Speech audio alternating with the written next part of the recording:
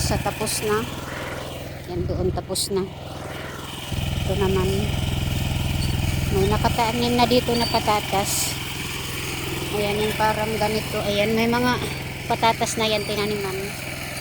Ayan yung may mga butas-butas. Ayan. Pagkatapos maanuhan ng plastic.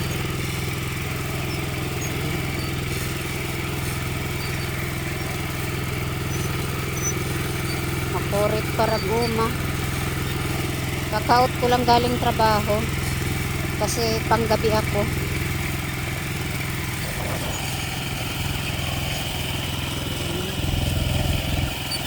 So, upa.